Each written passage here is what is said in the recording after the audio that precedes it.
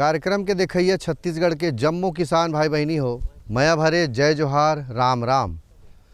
संगवारी हो कथे तैहा के बात ला बैहा लेगे। बिल्कुल सही बात है संगवारी हो, तैहा के बात ला बैहा लेगे। ऐसे ती कथे कि अभी के जो समय चलत है और पुराना समय ले हमन सुरता करन। जैसे आप मत देखा तो संगवारियों में जो खेत में खड़े हैं आप मतलब बढ़िया ये सफ़ेद सफ़ेद सादा सादा फूल दिखत है, ये तिल के खेती है रे। और तिल के जहाँ हमन बात करें तब मैं अपन बात भी जिसे करो या आपो मन जाना तो हम नान रहन तो हमार दादाजी यानी डोकरा बाबा हा या नाना जी हा ओमन का करे नहावे धोवे तहन तिल के पूरा तेल ला लगावे हाथ गोड़ में चुप रहे। और संगवारी हो जो बहुत जे युवा संगवारी मन यदि कार्यक्रम में देखत ते मतलब बताऊँ तो मतलब आश्चर्य होही। अभी रोटी में हमन मक्खन लगाथन और दुनिया भर के चीज़ लगाथन, घी लगाथन।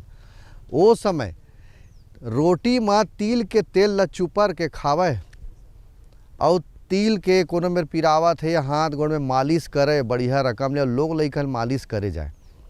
ये तिल के महत्व है। और अभी वर्तमान में सौंदर्य प्रसाधन जतका भी जिनिस बनथे मुँह में चुपरे के लगाए के ये सब तिल से तको बनथे। और संगवारी हो औषधि गुणों से भरपूर तिल होथे। यदि हमन धार्मिक अनुष्ठान के बात करन तो जग जंवारा हमार छत्तीसगढ़ में बहुत होते। ओमे जोत जलाए बर तिल के तेल के उपयोग करे जाते और दिया बारे बर तको तिल के तेल के उपयोग करे जाते। तो ये एक औषधि गुणों से भरपूर है। सबो डहार तिल के खेती के कतेक महत्व है, तिल के कतेक महत्व है, यानी तिलहन के ये फसल है। तो संगवारी हो अब ये सब नंदा गे हावे। अब अलग अलग प्रकार के तेल हमन खात हन, नवा नवा प्रकार के जिनिस आगे है ओमे हमन लमा गे हन। तिल कथे तैहा के बात ला बैहा लगे। प्राचीन समय के खेती है लेकिन वर्तमान में नवा प्रकार से हो गया हावे।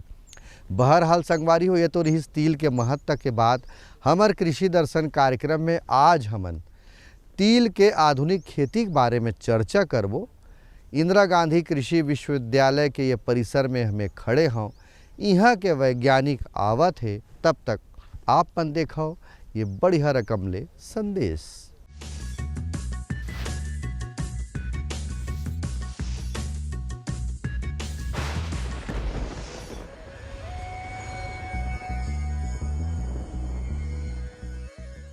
आम की खेती के लिए हम जलवायु की बात करते हैं तो सबसे पहले हम टेम्परेचर की बात करते हैं।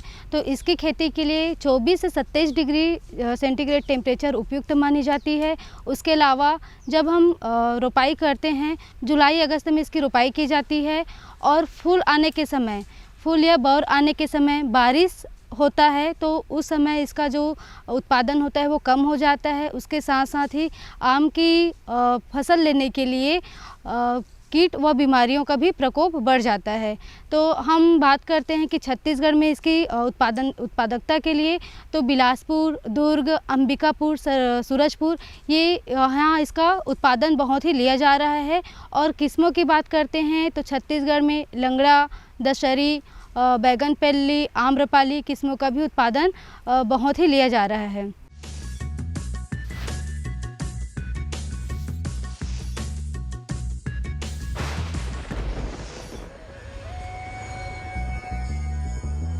तो किसान भाई हो आवो आज के कार्यक्रम कृषि दर्शन न शुरू करन। और विषय है तिल के आधुनिक खेती। विषय वस्तु विशेषज्ञ है डॉक्टर संजीव मलैया जी, सस्य विज्ञान विभाग के वैज्ञानिक हरे इंदिरा गांधी कृषि विश्वविद्यालय के। तो संगवारी हो सबले पहली सवाल आप मन डहाल ले कि छत्तीसगढ़ के जो प्राचीन हमार खेती रही से वर्तमान में कुछ बदल गए परिवेश है। छत्तीसगढ़ के जलवायु के हिसाब से अगर खेती के कतेक संभावना है और तिल के का महत्व है, तिल के औषधि गुण का है, आओ जान लेथन हमर विशेषज्ञ से। छत्तीसगढ़ का जलवायु के हिसाब से 3 भागों में बांटा गया है। सरगुजा का पठार, छत्तीसगढ़ का मैदानी क्षेत्र और बस्तर का पठार। ये तीनों जो हमारे जलवायु क्षेत्र जो है ये तिल की खेती के लिए बहुत उपयुक्त है। क्योंकि तिल की खेती जो है वो उसके लिए जो तापमान है 20 डिग्री से कम नहीं होना चाहिए और 40 डिग्री से अधिक नहीं जाना चाहिए।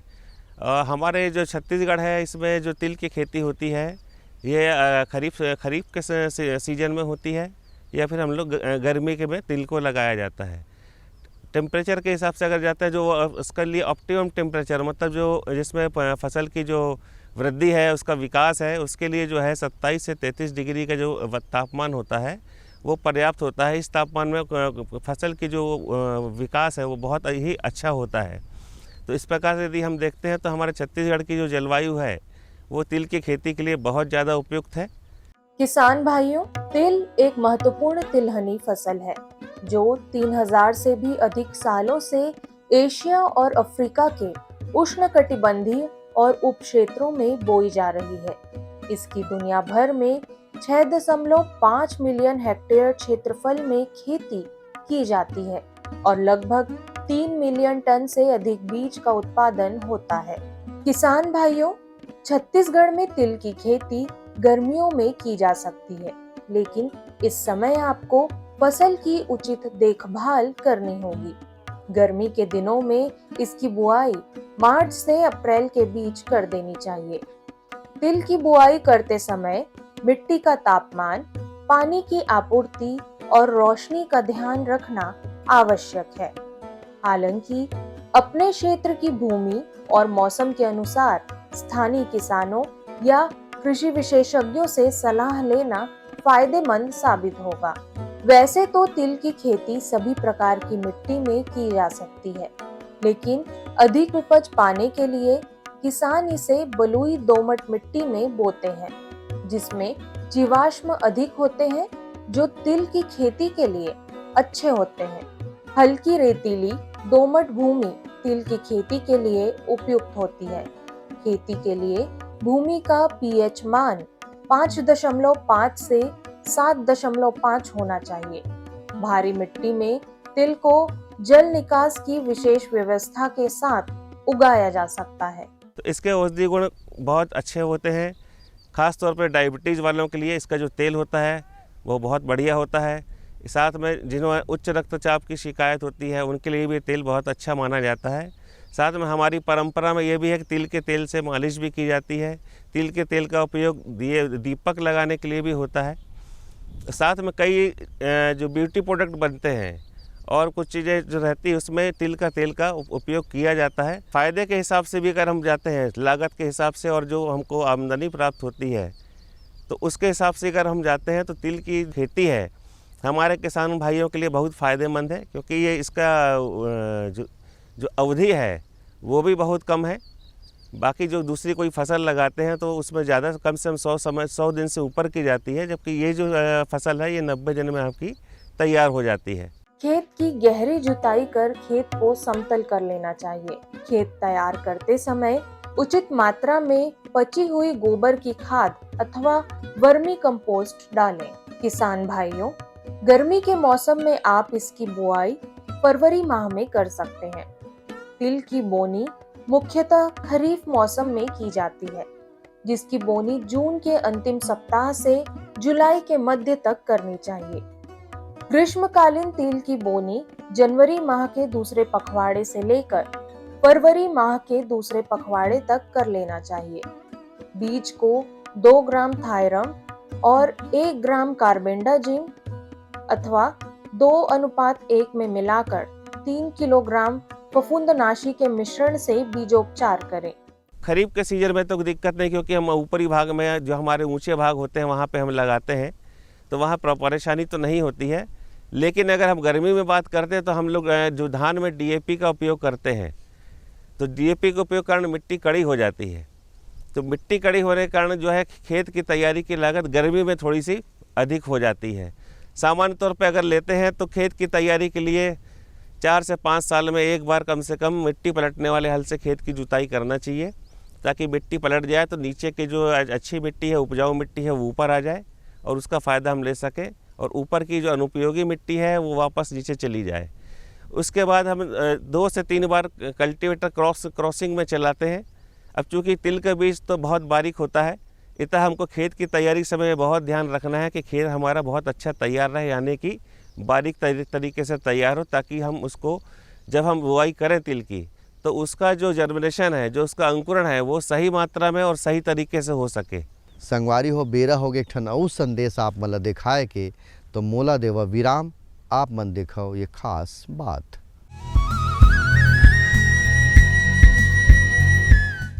मेरे साथ बोलो ए बी।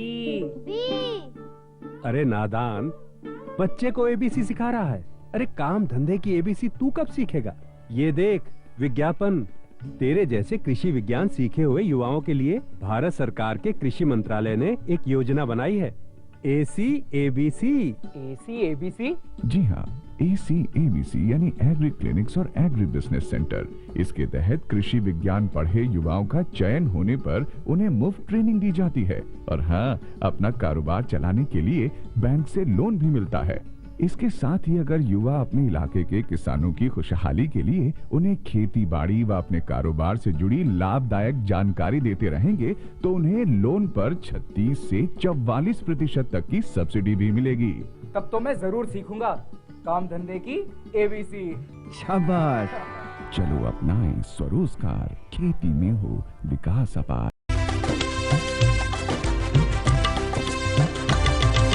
सहकारिता के बल पर विकास के लिए उठे कदम, जन सहकार की ताकत लेकर आगे बढ़ते जाएं हम। जन जन ने इस क्रांति में है विश्वास जगाया, हम सब ने मिलकर विकास का परचम है फहराया।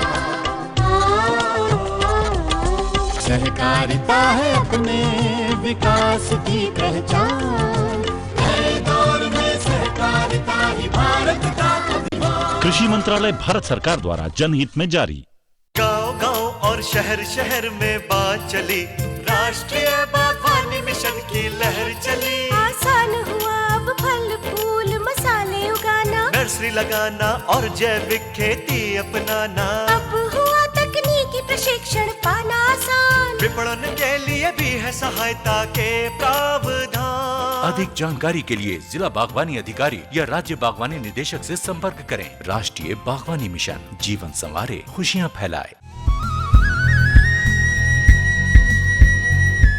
अब बात आते कि हमन पानी कैसे देबो।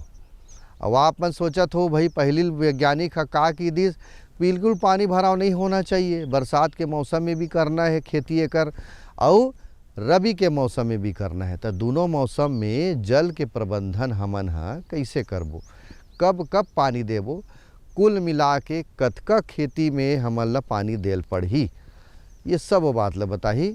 देखथन संगवारी हो का कहा थे विषय वस्तु विशेषज्ञ है। तिल की खेती में ध्यान रखने वाली सबसे आवश्यक बात यह है कि जब इसके पौधों में फूल आ जाते हैं तब इसकी अधिक सिंचाई नहीं करनी चाहिए, नहीं तो फूल गिरने की संभावना होती है। तिल की फसल खेत में जलभराव के प्रति संवेदनशील होती है, अतः खेत में उचित जल निकास की व्यवस्था सुनिश्चित करें। खरीफ मौसम में लंबे समय तक सूखा पड़ने एवं अवर्षा की स्थिति में सिंचाई के साधन होने पर सुरक्षात्मक सिंचाई अवश्य करें। फसल से अच्छी उपज प्राप्त करने के लिए सिंचाई हेतु क्रांतिक अवस्थाओं अथवा फूल आते समय, फलियों में दाना भरने के समय सिंचाई करें। गर्मी में जो तिल लगाया जाता है उसका जो वाटर रिक्वायरमेंट है वो ज़्यादा होती है। सामान्य तौर पे यदि हम लेते हैं तो गर्मी में जो तिल लगाया जाता है उसमें 5 से 6 सिंचाई की आवश्यकता पड़ती है। लेकिन सिंचाई की जो मात्रा है, सिंचाई की मात्रा मिट्टी के प्रकार पर ही निर्भर करती है, क्योंकि कई मिट्टी होती हैं जैसे बलुई मिट्टी है, रेतीली मिट्टी जिसको कहते हैं, और काली मिट्टी है। दोनों में मॉइस्चर को ग्रहण करने की क्षमता अलग अलग होती है। यदि हम अगर हल्की भूमि में अगर तिल को लगा रहे हैं तो हमारी सिंचाई की जो संख्या है वो इससे भी ज़्यादा हो सकती है, और यदि हम काली मिट्टी में लगाते हैं सिंचाई की संख्या कम रहती है। तो सामान्य तौर पर जो मिट्टी में नमी की स्थिति रहती है उसको देखते हुए ही सिंचाई करना है। शुरुआत में मैंने ये भी बताया था कि जल निकास का बहुत ध्यान रखना है तिल में। तो बरसात में ख़ास तौर पर अचानक कभी कभार पानी ज़्यादा गिर जाता है तो पानी निकलना बहुत ज़रूरी होता है, लेकिन इसका मतलब ये नहीं है कि हम गर्मी में भी इस पर ध्यान ना दें। अगर खेत में अगर किसी भी स्थिति में पानी का भराव अगर होता है तो उसका सीधा सीधा जो फ़र्क है वो तिल की उपज के ऊपर आता है। किसान भाइयों, अधिक उपज प्राप्त करने के लिए बुआई से पहले 250 किलोग्राम जिप्सम का प्रयोग करना चाहिए तथा 100 से 120 किलोग्राम यूरिया प्रति हेक्टेयर खेत में डालना चाहिए। स्फूर एवं पोटाश की पूरी मात्रा तथा नाइट्रोजन की आधी मात्रा बोनी करते समय आधार रूप में दें तथा शेष नाइट्रोजन की मात्रा खड़ी फसल में बोनी के 30 से 35 दिनों के बाद निंदाई करने उपरांत खेत में पर्याप्त नमी होने पर दें। स्फूर तत्व को सिंगल सुपर फॉस्फेट के माध्यम से देने पर गंधक तत्व की पूर्ति अपने आप हो जाती है। भूमि की तैयारी करते हैं, पहले मिट्टी पलटने वाले हल से करना है, फिर उसके कल्टीवेटर चलाना है। कल्टीवेटर चलाने के पहले कम से कम 10 टन गोबर की सड़ी हुई खाद या आपको जो भी खाद अवेलेबल होती है, जैसे कंपोस्ट की खाद भी मिल सकती हो तो उसका भी उपयोग कर सकते हैं, वर्मी कंपोस्ट मिल सकता है उसका भी उपयोग कर सकते हैं। मतलब ये जो खेत की तैयारी समय ये जो जैविक खादें हैं इनको अच्छे से खेत में मिला देना चाहिए। ये जैविक खादें जो हैं हमारे खेत में जल ग्रहण की शक्ति को भी बढ़ाएंगी, जो पोषक तत्व पदार्थ मिट्टी की जो क्षमता होती है उसको भी बढ़ाएंगी, साथ में जो अन्य जो माइक्रोऑर्गेनिज्म रहते हैं, जीवाणु होते हैं, कुछ जो होते हैं और जो कुछ कवक होते हैं जो पौधों के लिए फ़ायदेमंद होते हैं उनको बढ़ाने में भी ये मदद करते हैं। तो कम से कम 10 टन प्रति हेक्टेयर के हिसाब से गोबर की खाद या कंपोस्ट खाद या वर्मी कंपोस्ट को मिट्टी में अच्छी तरह मिला देना चाहिए। अब जहाँ तक हम उर्वरक की बात पे अगर करते हैं तो पोषक तत्वों का पहले भी आपको मैं बताया हूँ कि पोषक तत्वों का जो हम लोग खेत में उपयोग करेंगे वो मिट्टी परीक्षण के बाद जो वैल्यू आती है उसके हिसाब से करेंगे। यदि हमारे खेत में फास्फोरस की मात्रा ज़्यादा है तो हमको जब यहाँ डालेंगे तो उसके हिसाब से फास्फोरस की मात्रा भी बदल जाएगी। किसान भाइयों, एफिड्स छोटे और मुलायम शरीर वाले कीड़े हैं जो तिल के पौधे के प्रमुख कीट हैं। वे रस चूसने वाले कीड़े हैं जो पौधे के संवहनी तंत्र में अपने मुखांग डालकर और तरल पदार्थ चूसकर भोजन करते हैं। इससे पौधे को नुकसान हो सकता है और उसका विकास रुक सकता है। एफिड्स पौधों में रोग भी फैला सकते हैं। एफिड्स नरम शरीर वाले कीड़े होते हैं जो आमतौर पर 1/8 इंच से कम लंबे होते हैं। उनका रंग हरे से भिन्न हो सकता है। पीला, भूरा और काला तिल पर पाए जाने वाले एफिड्स के सामान्य रंग हैं। किसान भाइयों, पीलापन एफिड्स द्वारा पत्तियों से रस चूसने के कारण होता है जो पौधों के उत्तकों को नुकसान पहुंचाता है। सिकुड़न पत्तियों की विकृति के कारण होती है क्योंकि वे स्वयं को ठीक करने का प्रयास करती है। एफिड्स हनीड्यू नामक पदार्थ का उत्पादन करते हैं। यह शहदनुमा रस तिल के पौधे की पत्तियों पर परत चढ़ा सकता है जिससे वे चिपचिपी हो सकती हैं। शहद के रस पर कालिख युक्त फफूंद भी उग सकती है जिससे पत्तियां काली दिखाई देने लगती हैं। लागत की बात करते हैं तो लागत के हिसाब से इसमें तिल की फसल में आपको जो पूरा मैनेजमेंट अगर हम करते हैं तो सब कुछ मैनेजमेंट करने के बाद अगर हम जाते हैं तो बहुत ज़्यादा खर्चा नहीं आता है।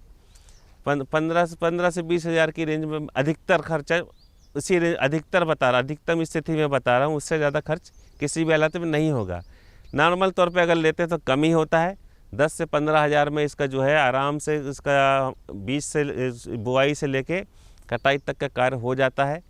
हाँ, इस तिल का जो समर्थन मूल्य है वो 6600 रुपये प्रति क्विंटल की दर से निर्धारित किया गया है।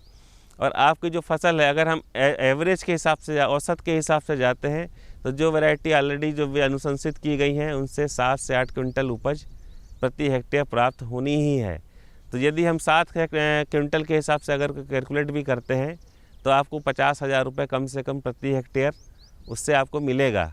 उससे अगर हम इसको घटा देते हैं तो कम से कम 30-35 हज़ार के जो रेंज होता है उसमें तिल के जो फसल हम लगाए हैं तो उतना तक आपको शुद्ध जो लाभ है वो प्राप्त हो सकता है। हाँ, यदि आप जो जैसे मैं पहले ही बताया कुछ चीज़ों को मैनेजमेंट अगर आप जैविक तरीके से कर रहे हैं तो आपके खर्चे में और भी कमी आ सकती है, मतलब आपका उत्पादन अधिकतम की ओर ही जाएगा। बेरा हो गए मनोरंजन के, तो छत्तीसगढ़ के जो लोक संस्कृति है, गजब अकन गीत है, संगीत है ना, ओला भी जानना जरूरी है हमारे कार्यक्रम के माध्यम से। तो आओ देखथन हमारे छत्तीसगढ़ के लोक संगीत। बोलिए वृंदावन वृंदावन बिहारी लाल की। ये साबुन में धोले कोई लीला,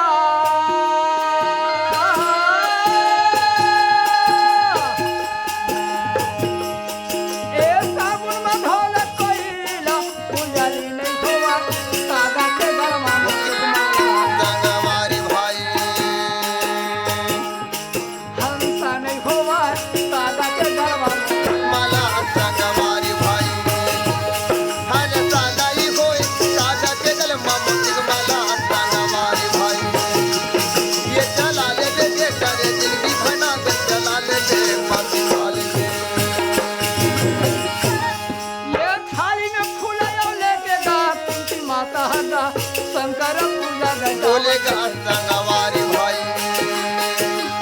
अरे फूल लाने के लिए कलश मने फूल फूल से पूजा करे बरके धोवा चाउरेगा बेला या पति का हाथीला संगवारी भाई। मोरा बाली लगी ऐसे विधि कर बोले रे संगवारी भाई। तू ताले दे करे बर्तन दिल की ताले दे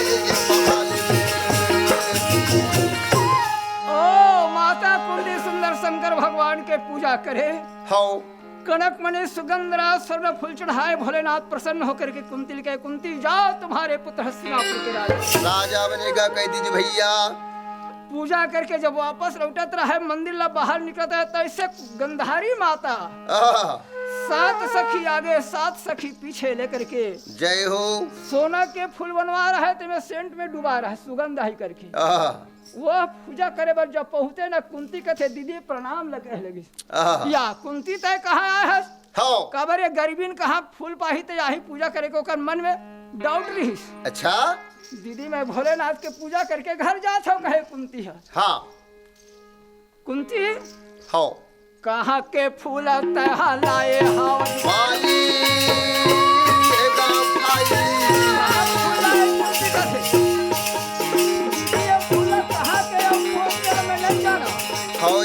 मोरे बेटा यार दुल्हा लाई काली ये गाँव भाई दुल्हा बोल लाली दीदी वो कहाँ लाली कैसे लाली तो नहीं जाना मैं भोलेनाथ है हम मोला आते काली ये गाँव भाई ये लो माता गंधा मोला बोलेगा भाई।